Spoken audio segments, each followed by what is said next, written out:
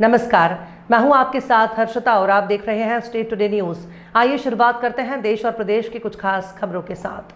मध्य प्रदेश पिछड़ा वर्ग और अल्पसंख्यक वित्त विकास निगम के अध्यक्ष बनाए जाने पर माननीय रवि मालवीय जी को ऑल प्रगतिशील पेंशनर्स वेलफेयर एसोसिएशन ब्लॉक शाखा भैरुंदा के सेवानिवृत्त कर्मचारियों के पदाधिकारियों और समिति के सदस्यों द्वारा माननीय रवि मालवीय जी को कैबिनेट मंत्री पद पर आसीन होने पर फूल मालाओं और मिठाइयां बांटकर निज निवास पर हार्दिक स्वागत किया गया। स्वागत करने वालों में संयोजक पदम सिंह जी मीना, अध्यक्ष महेश प्रसाद सेन, सचिव संतोष कुमार मालवीय, कोषाध्यक्ष रामपाल बाकरिया, गणेश राम सरसवाल, प्रताप सिंह कीर, रामनाथ मालवीय, संतोष कुमार मालवीय, सियाराम मीना, दिनेश कुमार मालवीय, राधेश्याम मुकाती, लखनलाल पवार, आरपी द्विवेदी, रामविलास मालवीय और तरुपा पुष्प स्कूल और समस्त सदस्यों द्वारा पुष्पहारों से स्वागत किया गया। मंडीदीप उद्योग और औद्योगिक क्षेत्र में बढ़ती आपराधिक घटनाओं से क्षेत्र में दहशत का माहौल बनता जा रहा है। बीते दिनों नगर के वार्ड नंबर क्रमांक 13 में हुई हत्या की घटना के बाद अब गुरुवार को वार्ड क्रमांक 8 प्रेम नगर क्षेत्र में एक और सनसनीखेज हत्या का मामला सामने आया। प्राप्त जानकारी के अनुसार प्रेम नगर मकान में किराए से रहने वाली 17 वर्षीय युवती नबली संजना की आरोपी मनोज ने गला रेत कर हत्या कर दी। बताया जा रहा है कि आरोपी घटना से पहले युवती से बात करने घर पहुंचा था, लेकिन मृतका और उसकी मां ने ना उसे वहां से भगा दिया था। सूत्रों के अनुसार आरोपी दोबारा दोपहर करीब 2:30 से 3 बजे के बीच घर में पहुंचा और विवाद के बाद संजना पर धारदार हथियार से हमला कर उसकी हत्या कर दी। बीच बचाव करने पहुंची मृतका की मां संगीता को भी आरोपी ने घायल कर दिया। घटना की सूचना मिलते ही मंडीदीप पुलिस मौके पर पहुंची और घायल महिला और मृतका की सिविल अस्पताल भेजा गया। पुलिस ने शव का पोस्टमार्टम कराकर परिजनों को सौंप दिया है। फिलहाल पुलिस मामले की जांच में जुटी है और आरोपी की तलाश में की जा रही है।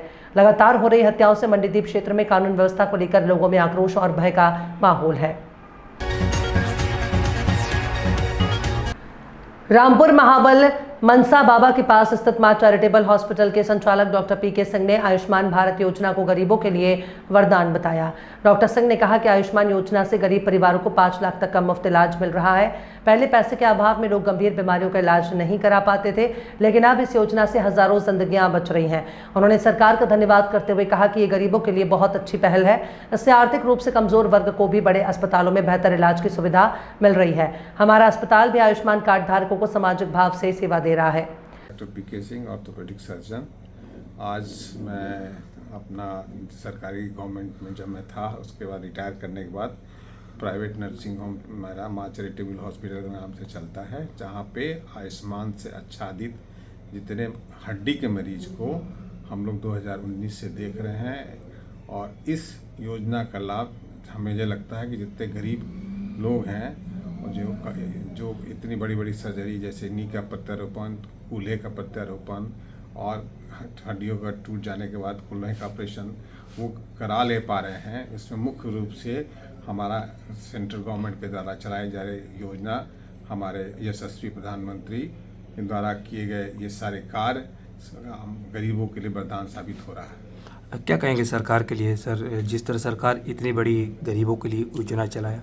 सर, इसके लिए तो मैं अपने हृदय से अपने प्रधानमंत्री मोदी जी को धन्यवाद दूंगा कि उन्होंने इस योजना को चला के एक तरह से गरीबों के लिए वरदान सिद्ध किया है। मुझे जहाँ तक हम लोग इलाज करने के दरमियान देखते हैं, ऐसे मरीज जो यहाँ से बनारस तक जाने की स्थिति में नहीं है, उनका यहाँ अस्पताल में इलाज हो जाना, वो भी कैशलेस, बहुत बड़ी बात है। सर, पहले भी आप आयुष्मान से पहले भी आप उपचार करते थे, लेकिन जो आयुष्मान आने के बाद और पिछले में कितना परिवर्तन देखने को आपको मिला है सर? आयुष्मान आने के बाद एक फ़ायदा हुआ है कि आज गरीब सर उठा के इज्जत से अपना इलाज कराता है, और पहले दब के कहीं कर्जा लेके कहीं किसी के गुलामी टाइप का होके वो इलाज कराता था, उसका शोषण काफ़ी होता था। आज के डेट में कम से कम गरीब अपना इलाज इज्जत से करा लेता है। उसे ये नहीं लगता कि मुझे कहीं से उधार किसी से साहूकार से पैसा लेना है। सर, हम आपसे बात ये करना चाहेंगे, कैसा जो अभी आप एक फ़ोटो काफ़ी आपका चर्चा में बना रहता है, जो पैर का सर्जिकल प्लेट बदल रहे, ये क्या था सर? सफल ऑपरेशन यहाँ पे जो बलिया से छोटे जगह पे जो ऐसे पहले था कि नी का प्रत्यारोपण नहीं हो सकता, कूल्हे का प्रत्यारोपण नहीं हो सकता, आयुष्मान आने के बाद ये सारी केसेस हम लोग के द्वारा किया जा रहा, मेरे द्वारा भी किया गया है और सफलपूर्वक किया गया है। और आज हमारे जितने मरीज हैं जिन्होंने नी का प्रत्यारोपण कराया, हिप का प्रत्यारोपण कराया, काफ़ी संतुष्ट हैं और उनको सबसे अच्छा बात है कि अपने जनपद में अपने घर के आसपास रह के उनका इलाज सुलभ हो जा रहा है। कोई शुल्क? इसमें तो कोई शुल्क है नहीं, एक पैसा शुल्क केवल नहीं आयुष्मान है, नहीं है। आयुष्मान है। ठीक सर, बहुत बहुत धन्यवाद सर चैनल पे बात करने के लिए, थैंक यू। शहर के बेदुआ बंधे से शराब की दुकानों को हटाने के लिए चौथा दिन शुक्रवार को भी आंदोलन जारी रहा। मोहल्ले के लोग आबादी के बीच से दुकानों को बेदुआ मौजे में दूसरी जगह स्थापित करने की मांग कर रहे हैं। मोहल्ले के लोग शनिचरी मंदिर के पास स्थित हनुमान मंदिर पर क्रमिक अनशन पर बैठे हैं और लोगों का आरोप है कि प्रशासन ने कई बार शराब की दुकानों को हटाने के लिए पत्रक सौंपा गया, लेकिन सुनवाई नहीं हुई। शराबियों से लोगों का राह चलना मुश्किल हो रहा है। सुबह से लेकर देर रात तक शराब की दुकानों पर नशेड़ियों की भीड़ लगी रहती है और इसी रास्ते में बहन बेटियां मंदिर और स्कूल जाती हैं, उन्हें परेशानी होती है। समाज सेवी गिरजा शंकर राय ने शराब, बियर और देसी शराब की दुकानों को हटाने की मांग की है। कहा कि इसी मौजे में दूसरी जगह स्थापित किया जाए, यदि ऐसा नहीं होता तो 9 मई 2026 को हम लोग आबकारी विभाग का पुतला दहन करेंगे। धर्म भारती ने कहा कि शराब की दुकानें हटाने तक आंदोलन चलेगा। इस मौके पर भगवती राय, किशन कन्हैया, राजू गुप्ता, केशरी तिवारी, मोती जी, राम जी गुप्ता, जयप्रकाश गुप्ता, जितेंद्र मौजूद रहे। नाम भगवती राय है, मैं इस मोहल्ले का रहने वाला हूँ। जी भगवती जी, आज आप लोग धरने का चौथा दिन है जी। क्या हुआ आज लगातार चौथे दिन बैठे हैं, कोई कार्रवाई हुआ? कोई कार्रवाई नहीं हुआ, किसी भी प्रकार का कोई अधिकारी यहाँ पर हम लोगों के लिए नहीं आया कि क्या क्यों बैठे हैं, किस लिए बैठे हैं। जबकि मामला बहुत दिनों से हम लोग शराब हटाने के लिए अनंतर कहीं दूसरे जगह ले जाने के लिए हम लोग प्रयास कर रहे हैं, परंतु सीएम पोर्टल पर दिया गया, चारों तरफ से दिया गया, परंतु कहीं से कोई संतुष्टिजनक जवाब नहीं आया। इससे हम लोग के मोहल्ले में आने जाने वाले माँ, बहन, बेटी, किसी की लड़की या स्कूल जाने वाले बच्चे, उनको बहुत कठिनाइयों का सामना करना पड़ता है। उसके बाद छिट्टा कस्सी अलग है, नंगे पड़े रहते हैं, मतलब कि जाना दुभर हो गया है, नहीं जा पाते हैं लोग। क्या स्थिति बनी रहता है रात को? रात को क्या, सुबह 3:30 बजे से लेके रात को 12 बजे तक। भोर में ही 3:30 बजे? हाँ हाँ हाँ। मानक तो 10 से 10 है। अरे वो मानक का कौन यहाँ पर देख रहा है? कोई मतलब? मानक से कोई मतलब नहीं है, मानक से मतलब नहीं है। वो 10 बजे या चाहे 4 बजे यहाँ से हम लोग की शराब की दुकान आबादी के बीच में है, जिससे लड़कों का भविष्य खतरे में है। आप लोग क्या चाहते हैं? हम लोग चाहते हैं कि यहाँ से दुकान हटकर अन्यंत्र, बेदुआ मौजा बहुत लंबा चौड़ा मौजा है, अन्यंत्र बहुत जगह है, जहाँ वहाँ पर चला जाए और अपना संचार, हम शराब बंद के खिलाफ नहीं है, यहाँ से वहाँ चला जाए। मतलब कि दुकान स्थानांतरण किया जाए, मेन मार्ग से हटाया जाए। हमारे मार्ग से हटाया जाए। शनिचरी मंदिर के पश्चिम बहुत से जगह हैं, वहाँ जा करके वहाँ पर अपना ये करें। गिरजा शंकर राय, बेदुआ। गिरजा जी, लगातार आप देखा जा रहा है कि चौथे दिन से आप यहीं पे टिके हुए हैं धरने स्थल पे। क्या हुआ 4 दिनों का नतीजा आज चौथा दिन? चौथा दिन कोई अधिकारी तो नहीं जो है आए हैं यहाँ पे। कल आबकारी विभाग का जो है कि पुतला फूकने का काम जो है कि जनता जनार्दन मन बना ली है। कल पुतला दहन होगा जी। अच्छा, तो माना जाए कि कहीं ना कहीं अधिकारी कान में तिल डाल के सोए हैं? हाँ, वो तो कान में तेल डाल के सोए, तभी तो 3:30 बजे भोर से और 12 बजे रात तक यहाँ पे दारू बिक रहा है। कोई कार्रवाई नहीं हो रहा है? 8-10 जो है कि चिकने की दुकान यहाँ पे खुली हुई थी। अच्छा, कोई कार्रवाई नहीं हो रहा है? धरने पर बैठे हैं उस दिन से जो है कि चिकना वाले जो है कि यहाँ से गायब हुए हैं। अच्छा, आप लोग जिस दिन धरने से बैठे चिकने वाले गायब हो गए हैं। अब क्या, आप किसको आप लोग चाह रहे हैं? आगे जो है कि शराब की दुकान हम लोग तो सोच रहे थे कि शांति तरीके से ही ये कहीं दूसरे जगह चला जाए, लेकिन अगर शांति तरीके से नहीं अगर सुनाई दे रहा है अधिकारियों को, तब आगे क्या करेंगे? तो शांति तरीके से हम लोग जो है कि सुनाई प्रदर्शन करेंगे। हाँ, प्रदर्शन करेंगे। हमारा नाम शंभू यादव। शंभू यादव जी, क्या करते हैं आप? हम जैसपुर में लेबरई का। अच्छा, लेबराई काम तो ठेला वाला ढोते हैं। क्या आपके साथ समस्या हो रहा है? ये होता है कि लोग दारू पी के परेशान कर रहे हैं। आपको दारू पी के परेशान कर रहे हैं? हाँ, जो सड़क पे दारू की दुकान है बेदुआ? बेदुआ, हाँ। अच्छा, और भी कहीं परेशानी आपको होता है क्या? हाँ, वो होता है कि ठेला पे बढ़ जाता है कि किसके मारा मारी करी या का करी जाए ना करी। अच्छा, ठेले पे आके दारू पीने लगते हैं आपके? गाली भी देने लगते हैं, उसमें क्या करेंगे हम लोग पियक्कड़ आदमी से। अच्छा, तो आप लोग कुछ बोलते नहीं है? हम लोग मारपीट करेंगे। अब मारपीट नहीं हम लोग करते? तो 2 पैसा कमाने के लिए है, पेट के लिए है। तो आप लोग क्या चाहते हैं? हम लोग यही चाहते हैं कि बहाने पर से शराब की दुकान हटे। हट जाए। मेरा नाम है राम नारायण। नारायण जी क्या करते हैं आप? कपड़े का व्यापार करते हैं। कहाँ पे है कपड़ा व्यापार? विधवा में मेरा घर है। तो क्या हो रहा है आपके साथ? समस्या क्या हो रहा है? वही आने जाने में बड़ी दिक्कत हो रही है। हम लोग चाहते हैं कि यहाँ से हट कर दूसरी जगह चले जाए। दूसरे जगह चले जाए। तो क्या कपड़े की दुकान पे ग्राहक नहीं आ रहे हैं क्या? ग्राहक आ ही रहे हैं पर दिक्कत के सामना करना पड़ता है। अच्छा, दिक्कत के सामना करके आ रहे हैं। तो क्या दिक्कत क्या हो रहा है सर? दिक्कत क्या है, सुबह से लेकर शाम तक अभी आने जाने में भी दिक्कत होता है। कोई गाड़ी से जा रहा है तो गाड़ी के सामने आ जा रहा है, पीकर गिर जा रहा है, तो उन लोगों से झगड़ा करना पड़ रहा है जी। आए दिन ऐसा हो रहा है। तो आप लोग क्या चाह रहे हैं? हम लोग चाहते हैं कि जल्द से जल्द यहाँ से हट कर दूसरे इसी मोहल्ले में बेदुआई क्षेत्र में जाकर दूसरे जगह शिफ्ट हो जाए। धर्मेंद्र कुमार, बेदुआ निवासी हूँ। धर्मेंद्र जी, आज लगातार चौथा दिन बैठे रहे हैं, क्या हुआ? मतलब हम लोग इतना अब क्या बताएं आपसे कि इतना निवेदन कर रहे हैं हम लोग आबकारी विभाग से या अधिकारीगण से, अब कोई सुनने वाला यहाँ पर नहीं है।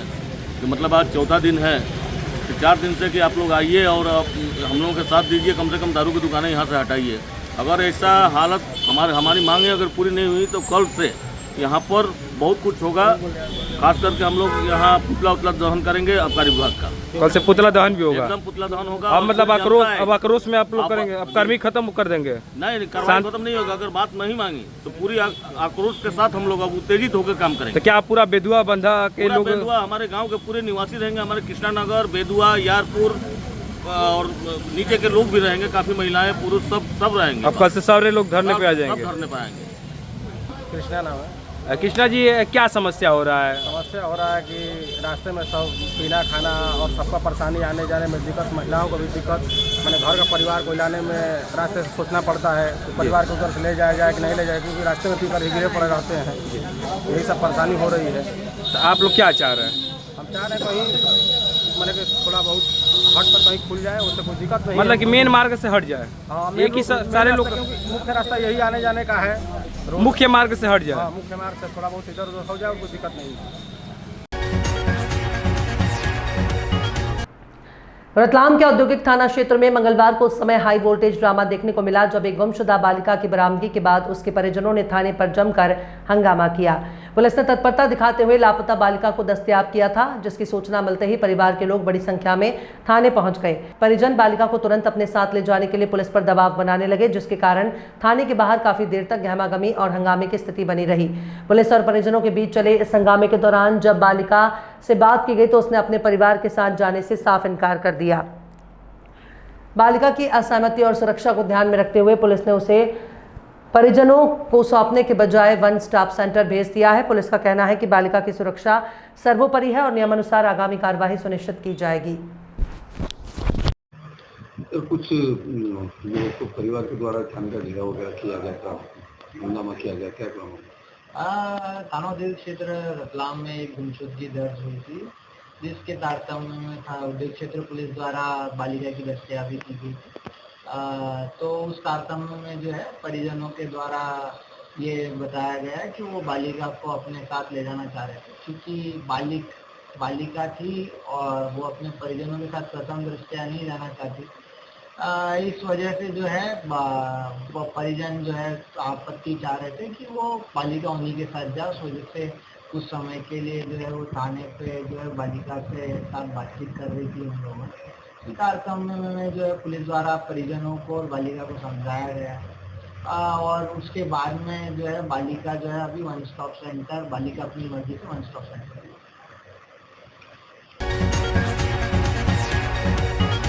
पिछड़ा वर्ग और अल्पसंख्यक कल्याण विमुक्त घुमंतु और अर्ध घुमंतु कल्याण मंत्री और जिले की प्रभारी मंत्री श्रीमती कृष्णा गौर सीहोर पहुंची, जहां उन्होंने कलेक्ट्रेट सभाकक्ष में आयोजित समीक्षा बैठक में भाग लिया। बैठक में जिले के विकास कार्यों, जन कल्याणकारी योजनाओं और विभिन्न विभागों की प्रगति की विस्तार से समीक्षा की।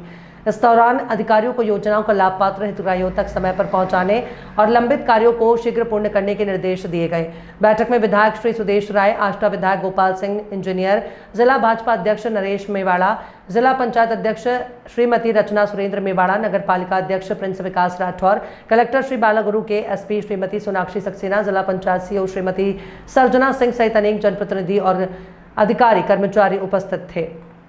ये बहुत अच्छा प्रयास है कि जिले के प्रभारी मंत्री भी महिला है और यहाँ की पुलिस अधीक्षक भी महिला है।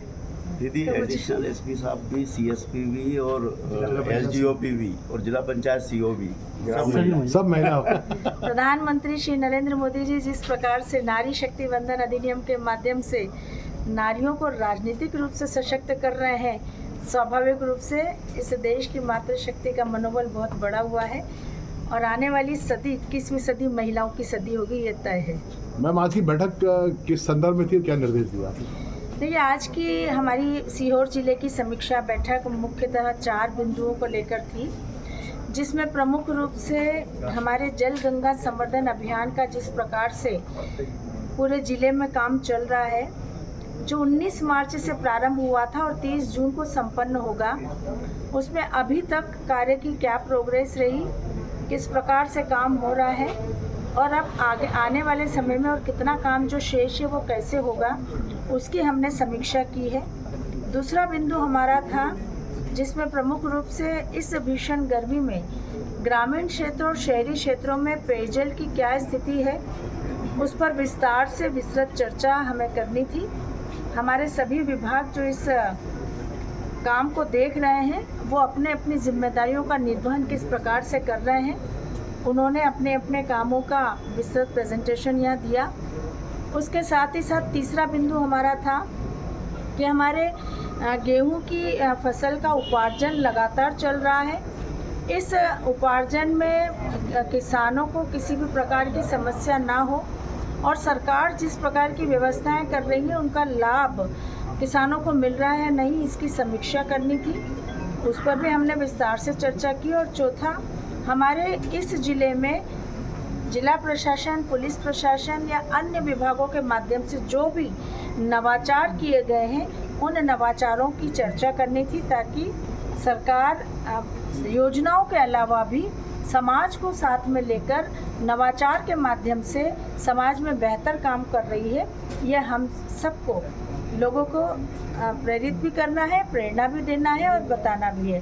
तो इस दृष्टि से ये 4 बिंदुओं पर आज विस्तार से समीक्षा आयोजित की गई थी, जिसमें हमारे जनप्रतिनिधि, हमारे सीहोर क्षेत्र के विधायक आदरणीय सुदेश राय जी, आष्टा के विधायक आदरणीय गोपाल इंजीनियर जी, नगर पालिका के हमारे अध्यक्ष आदरणीय प्रिंस राठौर जी, हमारे पार्टी के अध्यक्ष आदरणीय नरेश सिंह मेवाड़ा जी, हमारी जिला पंचायत की अध्यक्षा आदरणीय रचना सुरेंद्र मेवाड़ा जी और हमारे पार्षदगण उपस्थित रहे हैं और सभी ने इस समीक्षा बैठक में भाग ली। मुझे लगता है कि निश्चित रूप से जनप्रतिनिधियों ने भी अपने सुझाव और कहीं कोई कमी दिखाई दी तो उस पर शासन का ध्यान आकर्षित। दीदी, बंगाल में जो रक्त क्रांति चल रही है, देश और प्रदेश की खास खबरों में फिलहाल इतना ही। और भी खबरों के लिए आप देखते रहिए स्टेट टुडे न्यूज़।